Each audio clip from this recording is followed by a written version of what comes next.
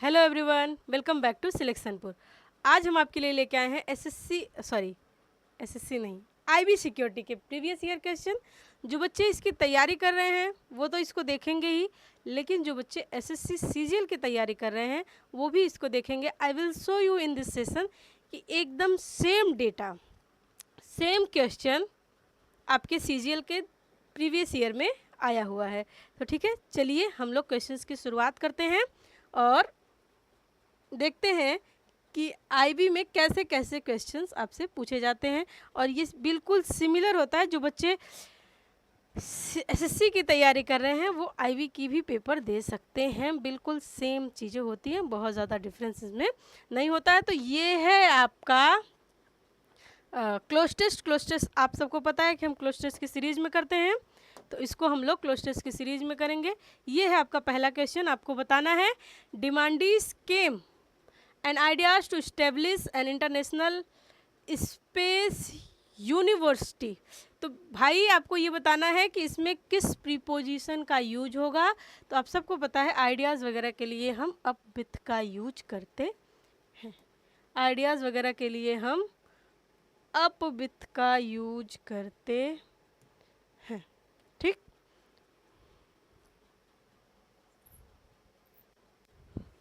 अब आप देखिए, इसमें PQRS दिया हुआ है, आपको PQRS सॉल्व करना है। तो PQRS सॉल्व करने के लिए एक मेथड होता है, दैट इज़ एलिमिनेशन मेथड। जिन बच्चों को एलिमिनेशन मेथड आता है वो आसानी से PQRS, क्लोज टेस्ट और सिनोनिम्स एंटोनिम्स को भी एलिमिनेट करके कर सकते हैं। आपको पता है तुक्का लगाना, आपने सुना होगा यार मैंने तो 10 क्वेश्चन, 5 क्वेश्चन, 2 क्वेश्चन, 3 क्वेश्चन तुक्का लगा के आए हैं। तो तुक्का लगाने के 2 तरीके, एक तो बजरंग बली की जय या अक्कड़ बक्कड़ बम्बे बोल, इस तरीके से लगाते हैं। या फिर कुछ लोग होते हैं जो एलिमिनेट करते हैं। हमने अपने प्रीवियस वीडियो में कई में आपको एलिमिनेशन मेथड सिखाया है, कई वीडियोस में, कई क्वेश्चंस में, तो आप उसको देख सकते हैं। तो elimination method is the most important method, आप चीज़ों को आसानी से एलिमिनेट करके देख सकते हैं। तो देखिए, अगर आप PQRS पढ़ने गए तो आपने देखा इतना लंबा PQRS है, आपको बहुत समय लग जाएगा पढ़ने में। तो हम सबसे पहले देख लेते हैं कि हमारे सेंटेंस की शुरुआत किससे किससे हो रही है। तो हमने देखा P है, R है, Q है, S नहीं है, यानी ये तो हट ही गया, ठीक। फिर हमने देखा यहाँ भी हेल्थ है, यहाँ भी हेल्थ है, और यहाँ भी हेल्थ है, और कहीं हेल्थ है, बस। यानी हेल्थ की बात हो, यहाँ भी है हेल्थ की बात हो रही, तो कहीं ना कहीं हमारे सेंटेंस की शुरुआत हेल्थ से हो सकती है, इज इट। तो हमने क्या किया, तो हमने देखा कि हमारे सेंटेंस की शुरुआत हेल्थ से, आर से हो रही है, यानी ये 2 ऑप्शन तो हमने एलिमिनेट कर लिया आसानी से, है ना। ये 2 ऑप्शन हमने एलिमिनेट कर लिया आसानी से। अब हमको इन दोनों में से एक एलिमिनेट करना है। तो हमने क्या देखा, एक एस से ख़त्म हो रहा है, एक क्यू से ख़त्म हो रहा है। तो हमने क्यू देखा, the fact that health effects and is turn affected by लगा हुआ है, इसका मतलब कि आगे कुछ और कहना चाहता है।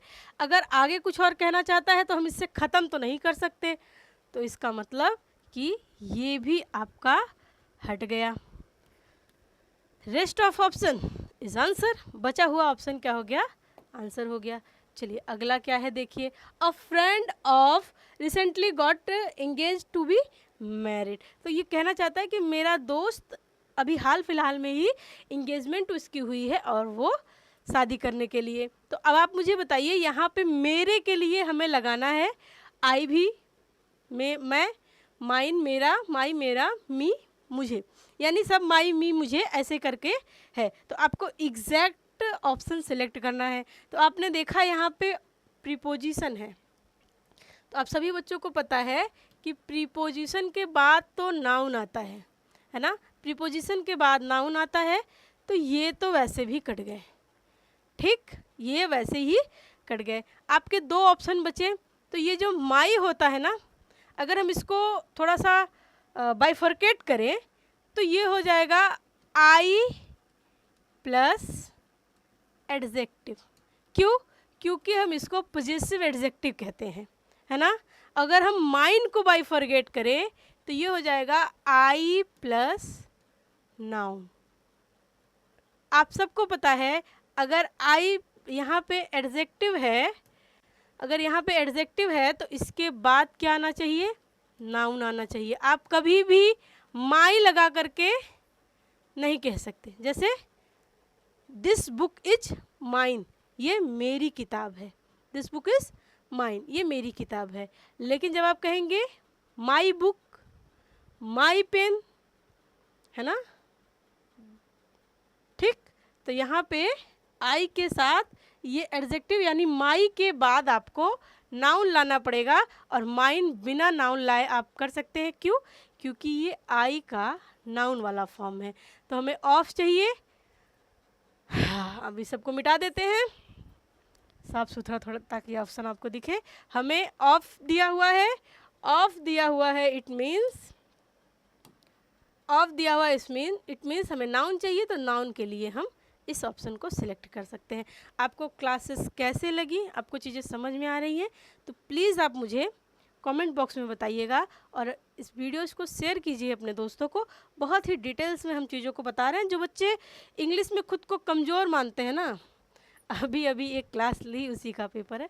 चलिए, जो बच्चे खुद को कमज़ोर मानते हैं इंग्लिश में, वो अगर डेली सेशन इस तरीके से अटेंड करते रहें तो उनकी इंग्लिश ठीक हो जाएगी। क्योंकि हम सिर्फ ऑप्शन सिलेक्ट नहीं कराते, हम चीज़ों को बताते भी हैं कि ये अगर ऑप्शन होगा तो क्यों होगा।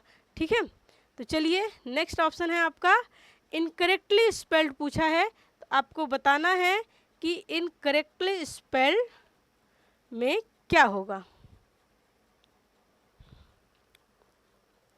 तो देखिए कितना सस्ता क्वेश्चन पूछा है। सस्ता मतलब आसान। कंजंक्शन की स्पेलिंग पूछा है, हर बच्चे को पता होगा। वीक की स्पेलिंग पूछा है, हर बच्चे को पता है। स्पॉटलेस पूछा है, हर बच्चे को पता है। तो यानी अगर ये तीनों सही है, देखिए यही होता है एलिमिनेशन मेथड। मान लीजिए हमें ट्रांजिट की स्पेलिंग नहीं पता, लेकिन हमने देखा कंजंक्शन की स्पेलिंग तो हर बच्चे को पता होनी चाहिए, सही है। स्पॉटलेस सही है। वीक सही है, यानी बचा हुआ रेस्ट ऑप्शन क्या हो गया, हमारा आंसर हो गया। ये हो गया एलिमिनेशन मेथड। अगर हमें एलिमिनेशन मेथड, अगर हमें एग्जैक्ट स्पेलिंग पता है, तो हमने देखा कि यहाँ पे आर के बाद ए भी है और ई भी है, तो ई नहीं होगा ना। चलिए अगला हमने देखा the lowest balcony in a thread. तो भैया आपको बताना है कि जो एकदम निचली बालकनी को हम क्या कहते हैं। तो आपको पता है पेंट्री, जहाँ पे खाने पीने की चीज़ें होती हैं। आप अक्सर ट्रेन वगैरह में जाते हैं तो सुनते हैं पेंट्री कार आया कि नहीं अभी, है ना। तो पेंट्री यानी वहाँ पे खाने पीने की चीज़ें रखी होती है। पोर्टिको, पोर्टिको मीन्स होता है बरामदा। एम्पी थिएटर मीन्स होता है जहाँ पे हम मज़े करते हैं, मूवी वगैरह देखते हैं। तो ये भी नहीं होगा, ये भी नहीं होगा। तो ये हो जाएगा आपका लास्ट ऑप्शन ना। यही है आपका एलिमिनेशन मेथड। चलिए फिर से आपका पूछा है PQRS।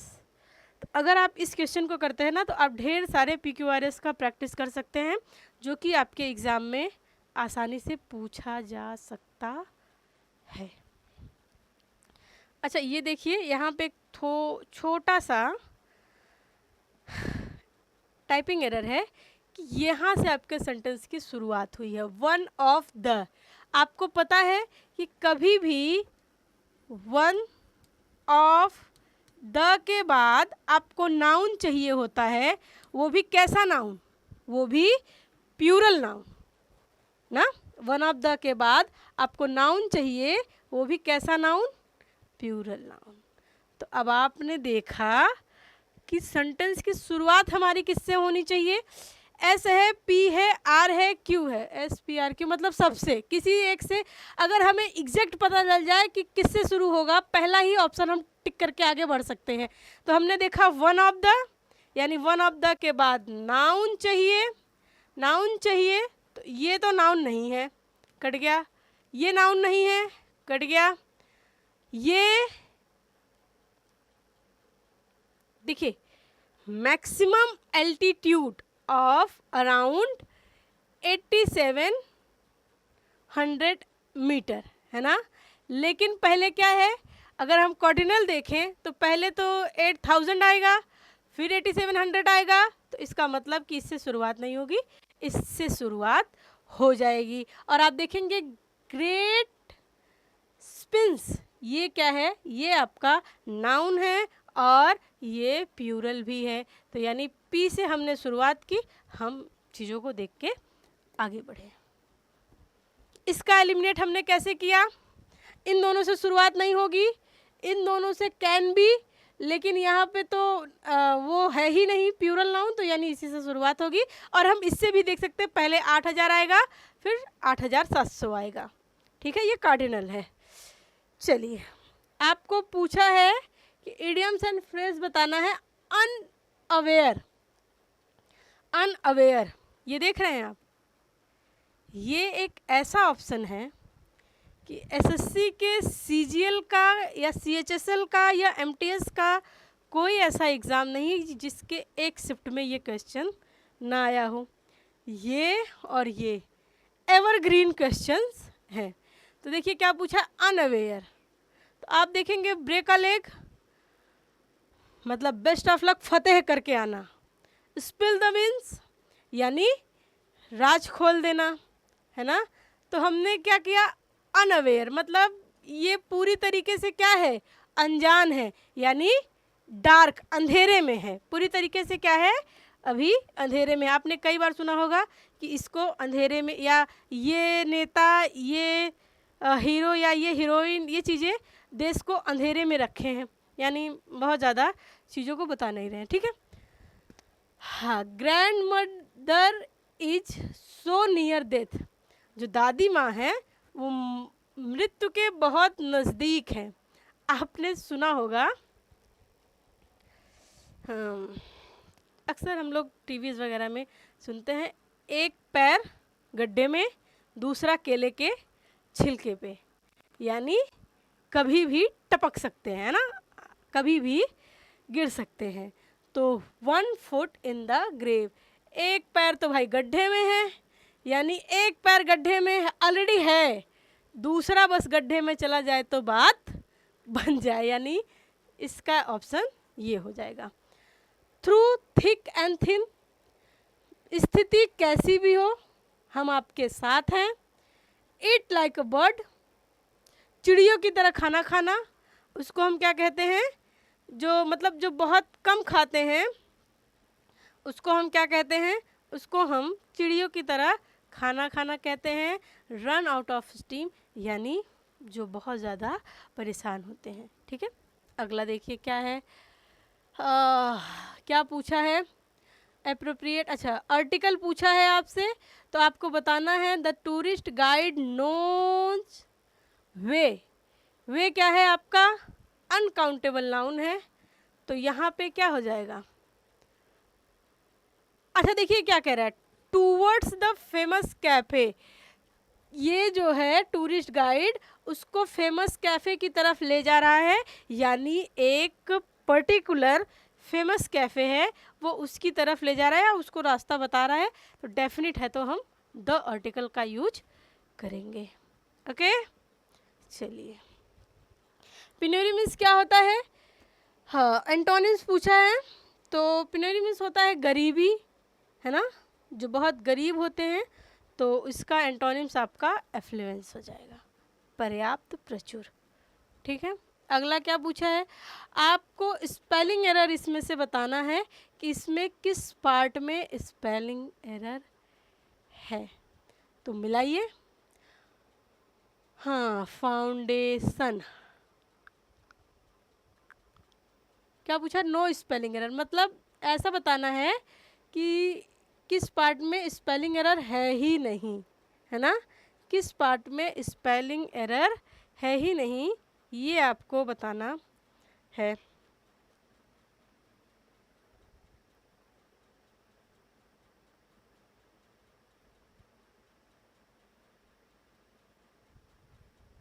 बताइए, तो ये आपका सी वाला पार्ट है जिसमें किसी भी ऑप्शन में, मतलब किसी भी फाउंडेशन में, एथलीट्स में कहीं भी कोई गलती नहीं है, बाकी आप मिला लीजिएगा किस ऑप्शन में गलती है ना। Something that cause great destruction या वायलेंस, कुछ ऐसी चीज़ें जो मतलब वायलेंस क्रिएट करती हों या डिस्ट्रक्शन क्रिएट करती हों, तो उनको हम क्या कहते हैं, उनको हम कार्टिलिज्म कहते हैं। ठीक है। कैटरेक्ट मीन्स क्या होता है, मोतिया बिंद होता है ना। कैटरेक्ट मीन्स मोतिया बिंद होता है और ये होता है आपका एग्जैक्ट आंसर। चलिए अगला देखिए क्या है। अगला है आपका, इसमें से कौन सा ऑप्शन आपका सही होगा। तो सब्जेक्ट है, हमें वर्ब चाहिए, है ना। सब्जेक्ट है, हमें वर्ब चाहिए। तो हम इसको एलिमिनेट अगर करना चाहें, अगर हम इसको देखिए एलिमिनेशन मेथड यहाँ आपका आसानी से लगेगा और बहुत अच्छे से आप इसको सॉल्व कर पाएंगे। सबसे पहले हमने देखा ट्राइंग, आई है, तो आई हो या कोई भी सब्जेक्ट हो, सब्जेक्ट के बाद जब तक इज, एम, आर, वॉज, वर नहीं आता, मतलब सब्जेक्ट के बाद जब तक बी फॉर्म नहीं आता, हम वर्ब में आईएनजी नहीं लगा सकते। तो ये हमारा कट गया। हमने देखा वर्ब में ईएस लगा हुआ है, तो आई के साथ तो नहीं लगता, तो ये भी कट गया।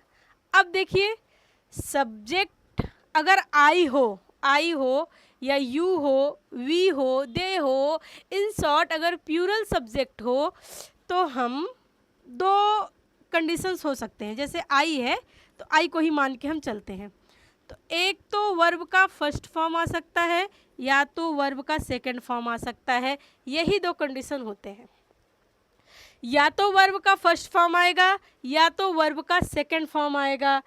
एस वाला और आईएनजी वाला तो कभी नहीं आएगा। तो अब आपको देखना है कि सेंटेंस, अच्छा इसमें क्या है, सेकंड फॉर्म तो है लेकिन हैव है, और आपने देखा एवरीवन, एवरीवन सिंगुलर होता है, तो सिंगुलर के साथ तो हम प्यूरल का यूज नहीं करते, तो यही आपका सही ऑप्शन है। Is it. चलिए अगला देखिए क्या है, सेंड सन टू माई आश्रम टुमारो मॉर्निंग। अच्छा देखिए क्या कह रहा है कि सेंड, एपोस्ट्रोफी जैसा तो कोई नहीं होता, यू नहीं होगा क्योंकि ये सब्जेक्ट है, योर्स पॉजेसिव एडजेक्टिव होता है, नहीं होगा, यही आपका सही ऑप्शन होगा। पॉजेसिव एडजेक्टिव क्यों नहीं होगा, योर्स नहीं होगा, योर हो जाएगा, क्योंकि यहाँ पे ऑलरेडी नाउन दिया हुआ है और इसका जो मतलब होता है वो यू प्लस नाउन होता है। और अगर हम इसको लगाते हैं तो इसका मतलब कि अकॉर्डिंग टू हमारे सेंटेंस यू प्लस नाउन हो जाएगा, लेकिन हमें दो नाउन की नहीं एक ही नाउन की ज़रूरत है, तो इसलिए हम जैसे एडजेक्टिव का यूज करेंगे। Is it. चलिए अगला देखिए क्या है, इन अर्ली 1980s। तो आपको पता है डिकेट्स के साथ यानी दशक के साथ हम द का यूज करते हैं। अगला देखिए, अगला है हाँ सिनोनिम्स पूछा है एम्पावर्ड का। एम्पावर्ड मतलब इनेबल्ड, है ना, मतलब जिसको ताकत में लाना एम्पावर्ड होता है। अच्छा ये भी आपका क्लोज टेस्ट ही है, इसको हम लोग नेक्स्ट पार्ट में करेंगे क्लोज टेस्ट की सीरीज में। ये बताइए, I want everything in writing. Idioms पूछा है, मैं हर चीज़ राइटिंग में चाहता हूँ, मतलब भाई आप मुझे लिखित दीजिए हर चीज़, तो इसका क्या हो जाएगा, ब्लैक एंड वाइट। अब देखिए अभी इसी में ये दोनों रिपीट हो गए, है ना, अभी इसी में ही ये दोनों रिपीट हो गए। और आप देखिए एसएससी में तो ऐसा कोई एग्ज़ाम ही नहीं बचा जिसमें ये क्वेश्चंस ना पूछे गए हों, ठीक है। और जो वेल एंड वो होता है ये अच्छा या बुरा होता है, ये नहीं, यही होगा, ठीक है, ब्लैक एंड वाइट यानी रिटन में। Add exercise in your routine. Exercise noun है और नाउन होने के लिए हमें प्रीपोजिशन की ज़रूरत पड़ेगी। अगला क्या है, सब्स्टिट्यूट पूछा है, यानी इडियम्स एंड फ्रेजेज है। हाँ, expensive to maintain, too difficult dispose. अच्छा, कोई ऐसी चीज़ आप खरीद लीजिए जिसको फिर मैनेज करने में दिक्कत होने लगे। मान लीजिए आपने आईफोन खरीद लिया, अब आपको कोई डाटा शेयर करना है तो आपको पता चला यार इसके लिए तो आईफोन, यानी वो क्या होता है, एक एंड्रॉइड होता है एक, और उसका तो हमें पता भी नहीं है, मतलब हम लोग गरीब इंसान है ना। उसका डाटा शेयर करने के लिए जो है उसका अपना सिस्टम होगा, जैसे हम लोगों का एंड्रॉयड बेस्ड होता है, तो उसको क्या कहते हैं एग्जैक्टली मुझे याद नहीं आ रहा। जब आप जो है ब्लूटूथ कनेक्ट कराने की कोशिश किए तो पता चला कि आपको एप्पल का ही ईयरफोन लेना है ना। चार्जर लगाने की कोशिश किए तो आपको पता चला आपको एप्पल का ही चार्जर लेना है। तो सराउंडिंग आपका एप्पल का नहीं है, लेकिन आपने दिखाने के लिए ऐसी महंगी चीज़ें ले ली है ना, तो उसको कहते हैं वाइट एलिफेंट। एक ऐसी हाथी ले ली, मतलब अब उसको खिलाना पिलाना थोड़ा सा मुश्किल तो हो रहा है ना। अच्छा, इसके मीनिंग्स भी आपको बता दें। Till the cows come home, मतलब लंबे समय से इंतज़ार करना कि जब तक गाय घर पे नहीं आ जाती तब तक हम जो है नहीं जाएंगे, है ना। और क्या होता है, स्केप गोट। स्केप गोट का मतलब होता है बलि का बकरा, ठीक है, बलि का बकरा। Start of on the wrong foot, start of on the wrong foot का मतलब बुरी या अच्छी शुरुआत, या तो आपकी शुरुआत अच्छी होगी या गलत होगी या सही होगी, दो ही होगा। तो इसका ये मतलब हो गया, इसका ये मतलब हो गया, ये बलि का बकरा हो गया, यही आपका एग्जैक्टली आंसर हो गया। अगला देखिए क्या लिखा हुआ है। हाँ, PQRS फिर से पूछा है। फिर से एलिमिनेशन लगा सकते हैं। SPPR, यानी ये इस ऑप्शन से तो शुरुआत ही नहीं होगी, तो किस ऑप्शन से शुरुआत हो जाएगी भाई? बताइए आप।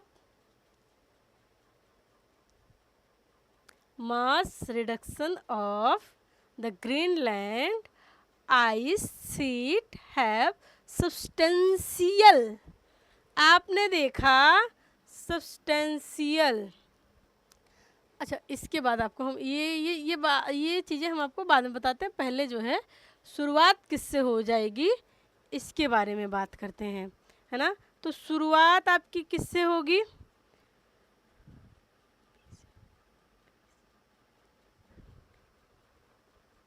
देखिए, शुरुआत आपकी हो जाएगी मास रिडक्शन, है ना, मास रिडक्शन।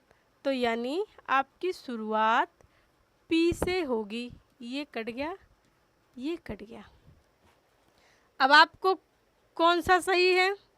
अब आपने देखा S, S में आपने देखा एडिशनल। एडिशनल एडजेक्टिव है, यानी एडजेक्टिव के बाद हमें नाउन की ज़रूरत पड़ती है, और अगर हमें एडजेक्टिव के बाद नाउन की ज़रूरत पड़ती है तो हमें यानी इसके बाद कुछ और एक वर्ड चाहिए जो नाउन को पूरा करे। तो यानी इससे भी नहीं ख़त्म होगा, यही आपका सही ऑप्शन। ये एलिमिनेशन मेथड है, ये तभी आएगा जब आप बार बार इन चीज़ों की प्रैक्टिस करेंगे। ओके, अगला है I didn't speak to sag again many years. अच्छा, मैनी ईयर्स आप सबको पता है सिंस और फॉर प्रेजेंट परफेक्ट में आता है। जब कभी टाइम का यूज बताना होता है तो हम सिंस और फॉर का यूज करते हैं। अगर पॉइंट ऑफ टाइम होता है तो हम सिंस का यूज करते हैं, अगर पीरियड ऑफ टाइम का होता है तो हम फॉर का यूज करते हैं। यहाँ पे पीरियड ऑफ टाइम है तो हमने यहाँ पे फॉर का यूज किया। ओके, अगला आप देखिए, ये भी आप एलिमिनेशन मेथड से कर सकते हैं, ठीक है। योर लाइट, देखिए साइन, साइन, साइन इसका सेकंड फॉर्म हो जाता है आपका सोन, इसका थर्ड फॉर्म थोड़ी तबीयत आज नहीं ठीक है। ये साइन सोन सोन, तो अब आपको बताना है कि यहाँ पे क्या हो जाएगा। तो आप सबको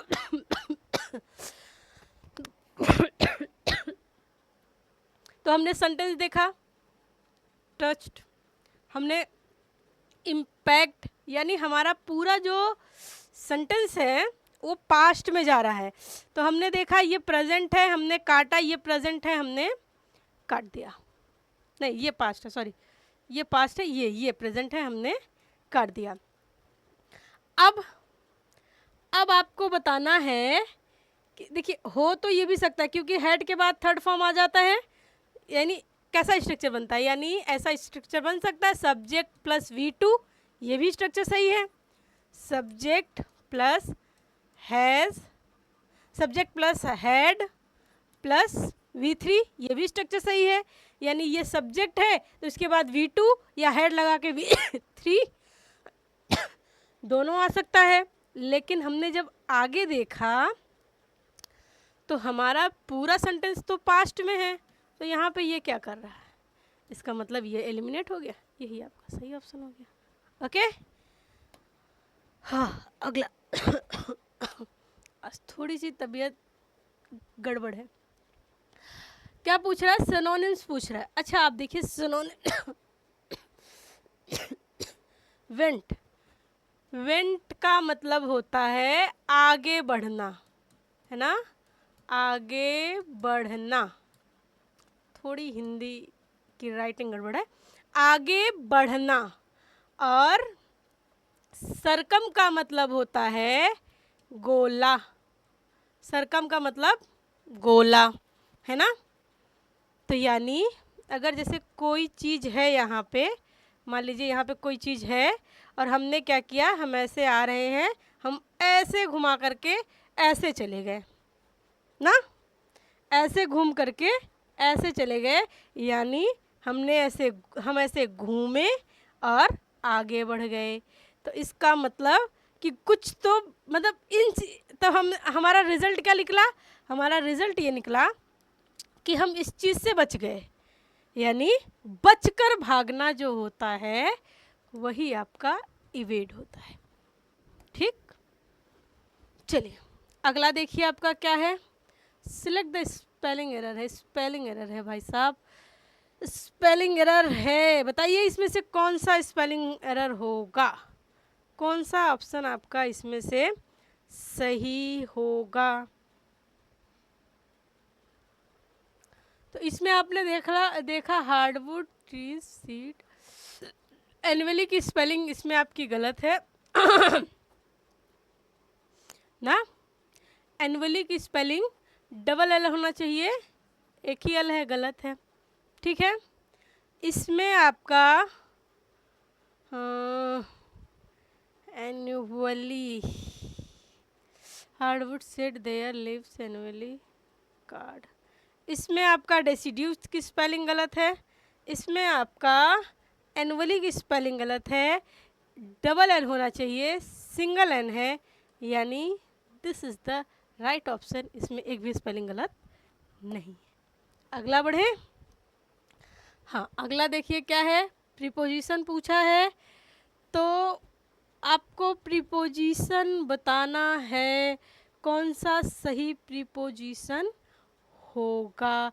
तो भाई देखिए ये फिक्स प्रीपोजिशन का क्वेश्चन है, और ये जो फिक्स प्रीपोजिशन का क्वेश्चन है ना, तो इसमें आपको डिस्ट्यूट दिख रहा है और सफ़र दिख रहा है, दोनों के साथ हम फ्रॉम का ही यूज करते हैं। ये फिक्स प्रीपोजिशन का क्वेश्चन है, यू कांट डू एनीथिंग, इसमें आप कुछ लगा नहीं सकते, इसमें आपको एग्जैक्ट पता होना चाहिए कि किस वर्ड के साथ कौन सा प्रीपोजिशन जाता है। ठीक है, चलिए अगला देखें। हाँ अगला आपका पूछा है, क्या पूछा है, स्पेल्ड वर्ड, करेक्ट स्पेलिंग पूछा है आपकी। तो बताइए कि कौन सी स्पेलिंग किस ऑप्शन की गलत है। तो सीधा सीधा सा दिख रहा है भाई, है ना, सीधा सीधा सा दिख रहा है, इसी की स्पेलिंग गलत है। ठीक, अगला आपका फिर से PQRS पूछा हुआ है। अच्छा यहाँ पे इंटरप्टिंग द फेशियल, फेशियल क्या है, एडजेक्टिव, इसके बाद क्या आना चाहिए, नाउन। तो अब ढूंढिए ऑप्शन में किस सेंटेंस से हमारे किस सेंटेंस से हमारी शुरुआत होती है नाउन से। अच्छा, फेशियल हम हमेशा पढ़े हैं एक मिनट, आज थोड़ा गले में खराश है, बोलने में इशू। हमने हमेशा पढ़ा है कि फेशियल एक्सप्रेशन यानी हमारे सेंटेंस की शुरुआत तो जो होगी वो एस से होनी चाहिए। एस से दो है, एक तो आर से ख़त्म है, एक तो पी से ख़त्म है। तो अब आप मुझे बताइए, आर से ख़त्म है, पी से ख़त्म है, तो किससे हो जाएगा। अच्छा पढ़िए, the facial interrupting the facial expression tone of voice and gesture of other is a vital element of social. यानी जो फेस का एक्सप्रेशन होता है, बोलने का तरीका होता है, और जो हाव भाव होते हैं दूसरे के क्या होते हैं, बहुत इम्पॉर्टेंट एलिमेंट होते हैं किसके, सामाजिक। यानी हम देख रहे हैं कहीं ना कहीं एस के बाद पी आ सकता है, तो एस के बाद पी है और यही आपका सही ऑप्शन है। यही आपका सही ऑप्शन है। क्यों? क्योंकि ये जो है जेस्चर के बाद आपका पी ही सही होगा। ठीक है, अगला देखिए क्या है, वर्बोस का सिनोनिम सेकंड और एंटोनिम्स पूछा है। वर्बोस मतलब जो बहुत ज़्यादा बोलता है, तो फ्लोरी मीन्स भी बढ़ा चढ़ा के, एलिब्रेट मीन्स विस्तार, टोकेटिव मीन्स ये ट्रेस मीन्स भी होता है कम बोलना, जैसे सीरीन मीन्स शांत रहना, तो हो जाएगा।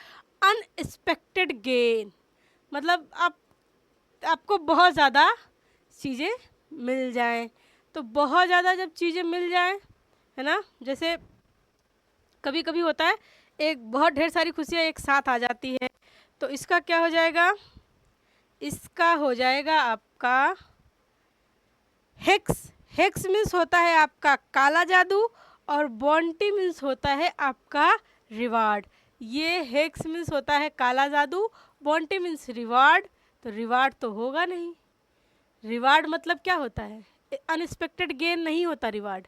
रिवार्ड आप मेहनत करते हैं, उसके एवज में आपको रिवार्ड मिलता है।